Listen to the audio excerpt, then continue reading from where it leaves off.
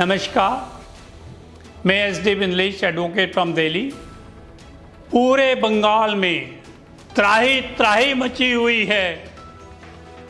कोई law and order नहीं नजर आ रहा है। चाहे छोटी बच्ची हो, चाहे 90 साल की बुढ़िया हो, सब पे साथ बलात्कार किए जा रहे हैं। गरीबों को, शेड्यूल कास्ट, शेड्यूल ट्राइब्स को मारा जा रहा है। उनके घर जलाए जा रहे हैं, मंदिर तोड़े जा रहे हैं। ये क्या हो गया है वेस्ट बंगाल को? मैं ये पूछना चाहता हूं, जब हमारी ऑनरेबल सुप्रीम कोर्ट को ये पूरी पावर है कि वो स्यू मोटो कोई भी पब्लिक इंपॉर्टेंस का मैटर को टेकअप कर सकती है, तो जो हालात आज इस वेस्ट बंगाल के अंदर हो रहे हैं, क्या वो मैटर पब्लिक इंपॉर्टेंस में नहीं आता? Is it not covered under the category of a public importance? Does it not require the attention of the honourable supreme court in case the central government doesn't act in time? क्या उन लोगों की जीवन, उनकी जिंदगियां की कोई कीमत नहीं है? उन्हें उसी तरह से मरने दिया जाएगा? खासकर उस स्टेट के अंदर जिसकी सीएम, जिसे हम दीदी ममता दीदी बोलते हैं, और पब्लिक के कुछ आदमी, कुछ मीडिया के उनके बारे में पता नहीं क्या क्या बोलते हैं। मर्डरर बोलते हैं, हत्यारन बोलते हैं, राक्षसनी बोलते हैं, पता नहीं क्या क्या उनके बारे में बोला जाता है। कोई बेगम ममता बोलता है, कोई कुछ बोलता है। इन्होंने जब इलेक्शन के दौरान ये थ्रेट किया था सीआरपीएफ वालों को भी और बंगाल के लोगों को कि जब ये चले जाएंगे तब आपको देख लेंगे, तो साहब क्या ऐसे स्टेट के अंदर भी अगर सेंटर 356 के तहत प्रेसिडेंट रूल लागू नहीं करती और honourable supreme court in spite of so many PILs pending in the court, doesn't come to the rescue of the public of the West Bengal and save them from this genocide, तो हमारे संविधान का फायदा क्या है? हमारा देश union of state है, जिसके अंदर स्टेट्स यूनियन के तहत काम करती हैं और संविधान के हिसाब से कार्य करती हैं। अगर किसी स्टेट में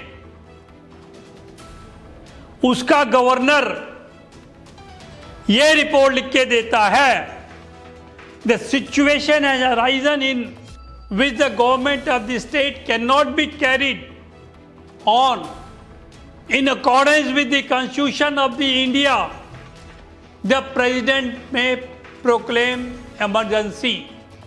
यानी कि अगर उस राज्य का जो राज्यपाल है, अगर एक रिपोर्ट लिखकर प्रेसिडेंट ऑफ इंडिया को दे देता है कि साहब इस यहाँ पर हालात ऐसे खराब हो गए, इतने खराब हो गए हैं कि जो स्टेट गवर्नमेंट है वो संविधान के हिसाब से नहीं चल पा रही है, तो उसमें प्रेसिडेंट चाहे तो इमरजेंसी प्रेसिडेंट रूल लगा सकता है।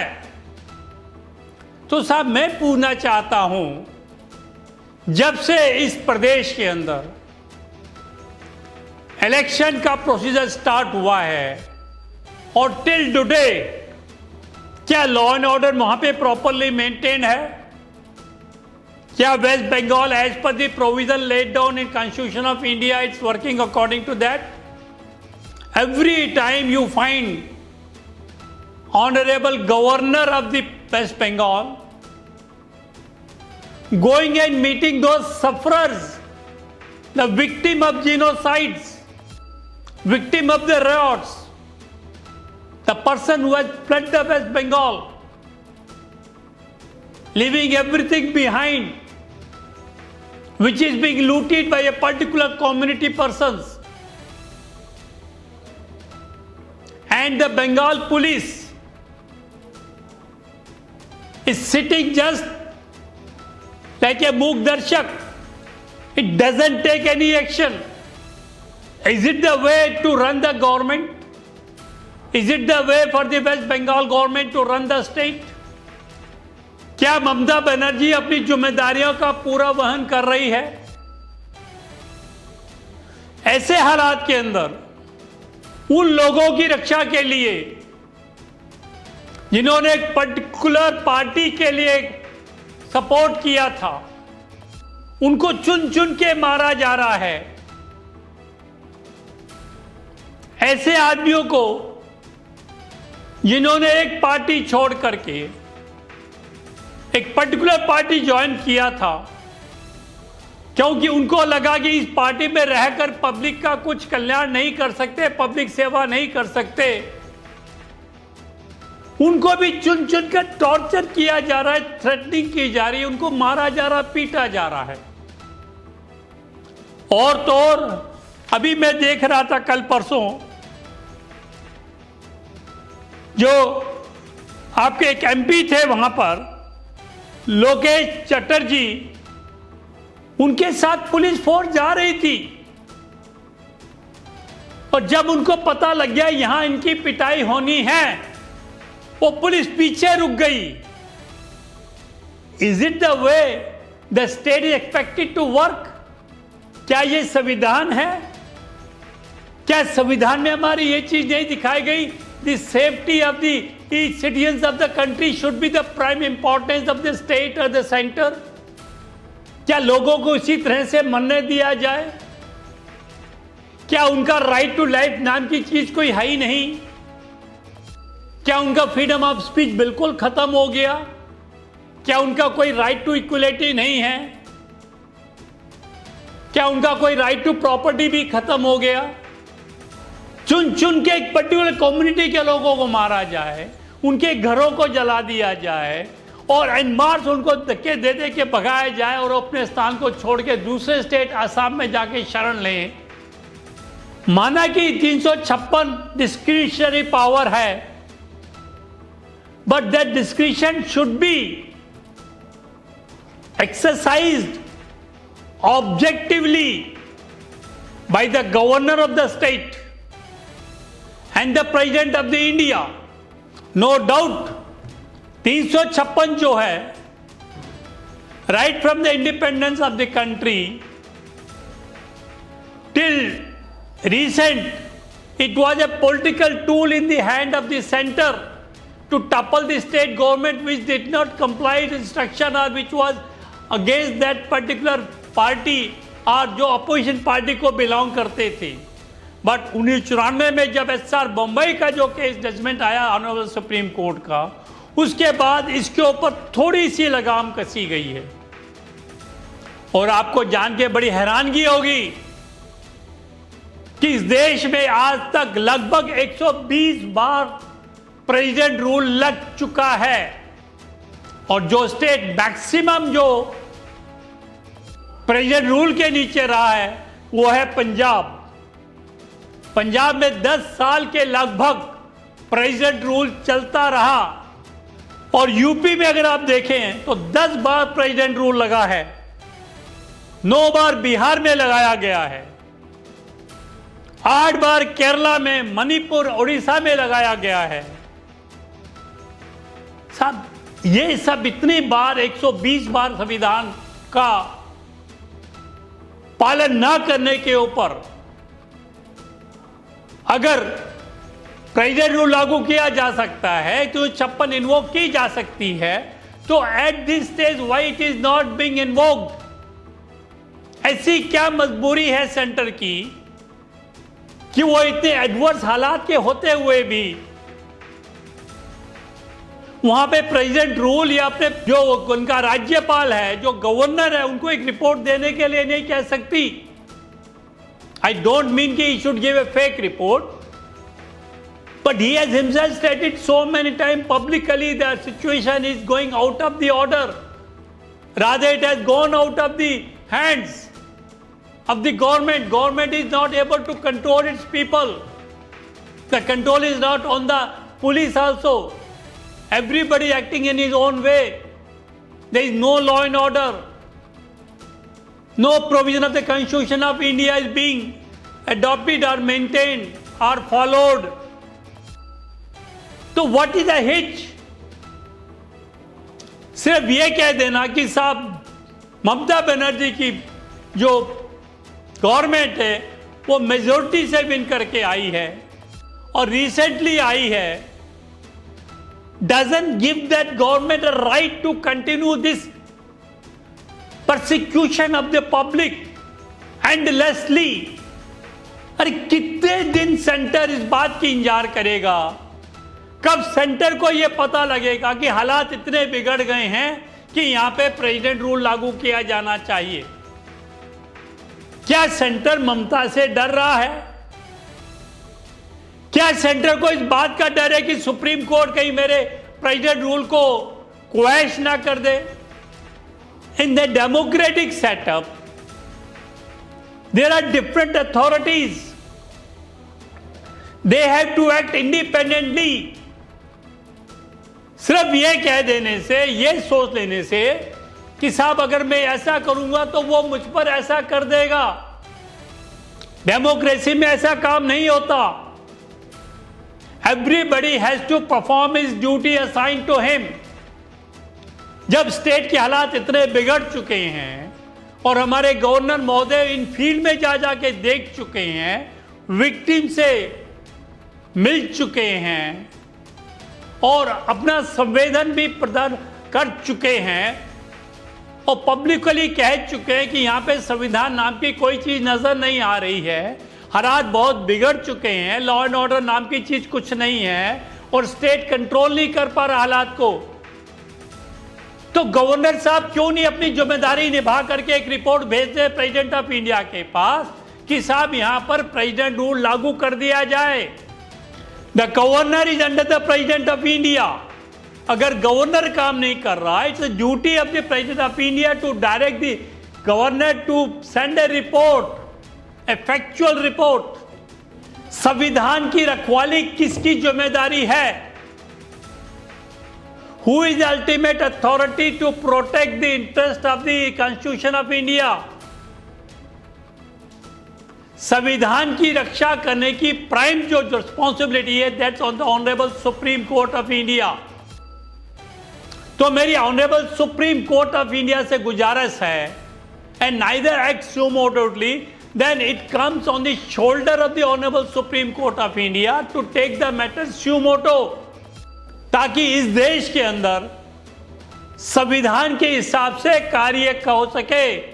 जो स्टेट गवर्नमेंट है, जो प्रदेश की सरकार है, वो संविधान के हिसाब से काम करे, ना कि संविधान को ताक पे रखकर काम करे। Safety of the public, a citizen of the country, is the topmost priority that ought to be given by every state and union and the judiciary. क्योंकि जब एग्जीक्यूटिव अपने काम करने में अक्षम होती है, तब जुडिशरी उसको पुल अप करता है, because judiciary is the watch dog of the constitution of India. जब पार्लियामेंट कोई गलत काम पास करती है, जो संविधान के हिसाब से काम नहीं होता वो, ठीक, या जिसमें ड्यू प्रोसेस ऑफ लॉ को नहीं अडॉप्ट किया जाता है, उसकी जिम्मेदारी भी सुप्रीम कोर्ट के ऊपर होती है कि उस particular provision of that act को क्वैश कर दिया जाए, क्योंकि वो संविधान के सम्मत नहीं है। तो साहब जो हालात इस समय वेस्ट बंगाल में हैं, वो संविधान के हिसाब से बिल्कुल भी नहीं खरे उतरते हैं। वहां पर संविधान नाम की चीज कोई नहीं है, लॉर्ड और नॉर्म की चीज कोई नहीं है। वहां डिक्टेटरशिप से भी बदतर हाल हो चुका है। जो एक सीएम चाहता है वही लोग कर रहे हैं, और जब कोई एक मुखिया पर्सनल स्कोर्स को सेटल करने पर आ जाए तो मैं नहीं समझता हूं कि वहां पर लॉ एंड ऑर्डर नाम की चीज कोई आदमी इमेजिन कर सकता है। 356 है। सबसे पहले पंजाब में लगा था कब? 1951 में। उसके बाद 1973 के अंदर 7 स्टेट्स में लगाया गया। And 1977 was a unique period, जबकि 12 स्टेट्स के अंदर एक साल में 12 प्रदेशों के अंदर प्रेसिडेंट रूल लागू किया गया। जब एक सेंट्रल गवर्नमेंट, उस समय कांग्रेस की सेंट्रल गवर्नमेंट थी, अपने कार्यकाल में आने में एक साल के अंदर 12 प्रदेशों के अंदर प्रेसिडेंट रूल लागू कर सकती है, तो क्या जो अब हमारी सेंट्रल गवर्नमेंट है 2021 में एक स्टेट के अंदर भी वो प्रेसिडेंट रूल लागू नहीं कर सकती? ना तो वेस्ट बंगाल स्टेट उसकी रेस्क्यू पर आ रहा है, ना सेंट्रल गवर्नमेंट उनकी मदद कर रहा है, और ना जुडिशरी उनके लिए आ रही हैं, तो where should they go? Recently Narada वाले केस में हालात देख करके तो ऐसा लगा था कि जैसे हम किसी एक डेमोक्रेटिक कंट्री का हिस्सा नहीं है। किस तरह से एक चीफ मिनिस्टर लॉ मिनिस्टर के साथ और मंत्रियों के साथ हजारों की संख्या में पब्लिक को लेकर के धरना करता है, पथराव करवाता है। क्या यही हमारे संविधान के अंदर प्रोविजन है? अगर सीबीआई ने अरेस्ट इलीगल करी है तो there is a way out democratically, you should go in the court. और ऐसी एक फोर्स दिखा करके आप एक जो वहां पे सीबीआई कोर्ट थी उसको आपने इन्फ्लुएंस कर दिया और वहां से बेल ग्रांट करवा ली। यानी कि हमारे देश में रूल ऑफ नाम की कोई चीज नहीं है। यहां तो पब्लिक को सड़कों पे उतारो, कोर्ट के सामने ले जाओ, हाय हुल्ला करो, पथराव करो और अपने फेवर में फैसला ले लो। पब्लिक क्या सोच रही है आज के टाइम में? क्या संविधान से लोगों को यही उम्मीद थी? क्या इस देश में ऐसे ही फैसले दिए जाएंगे? अरे रूल ऑफ लॉ के अंदर और everybody is equal before the law. कानून की आंखों में पन्नी बांधी होती है और वो फैक्ट्स देख करके फैसला करते हैं। परंतु जो नारदा केस में हुआ, लोग ये कहने पर मजबूर हो गए हैं कि साहब क्योंकि वो मंत्री थे, इन्फ्लुएंशियल पर्सन थे, उनके लिए हाई कोर्ट भी बैठ रहा है, 30 सीटिंग दे चुकी है, लार्जर बेंच भी बैठ चुकी है, डबल बेंच भी बैठ चुकी है, सुप्रीम कोर्ट भी बैठ चुका, अभी भी वो इतना बड़ा गुनाह करने के बाद फ्रीली घूम रहे हैं। जबकि एक छोटा सा सिटीजन ऑफ द कंट्री एक छोटी सी गुनाह के ऊपर 10-10 साल जाकर के जेल में धक्के खाता है। क्या यही यूनिफॉर्मिटी ऑफ द लॉ है? तो things are becoming from bad to worse. जो पावर इस समय सेंट्रल गवर्नमेंट के पास है, जितनी मेजोरिटी के साथ इस समय सेंट्रल गवर्नमेंट पावर में है, तो they should have equal amount of the will power with them. और ये तो नुकसान होने से पहले सरकार को देखना चाहिए। अब इतना नुकसान हो चुका है, जिनोसाइड हो रहा है लगातार। अगर अब भी सेंट्रल गवर्नमेंट एक्ट नहीं करे तो कब एक्ट करेगी? किसान आंदोलन को देख लीजिएगा, सबने महसूस किया कि साहब it was started by a few artist, a person who cannot explain the deficiency in the 3 enactment and their purpose simply to get those 3 जो enactment taken back, it is not justified। अरे भैया, अगर कानून 3 कानून में कमी है तो आगे डिस्कस करिए। 11 बार आपको बुलाया है, कमी आप कोई बताने को तैयार नहीं, कमी कोई दिखाने को तैयार नहीं, सिर्फ ये कानून वापिस ले लो, ये कानून वापिस ले लो। ये क्या मजाक बना रखा है डेमोक्रेसी का। और मैं तो ये कह रहा हूं, जब 2012 से इन्होंने कहा था कि we should revise our constitution of India, हमारा संविधान 125 बार अमेंड हो चुका है, मेरा कहने का मतलब ये है, इस समय जो हालात वेस्ट बंगाल के हैं, that has gone from bad to worse. Democracy में ऐसे हालात को एक दिन के लिए भी बर्दाश्त नहीं करना चाहिए।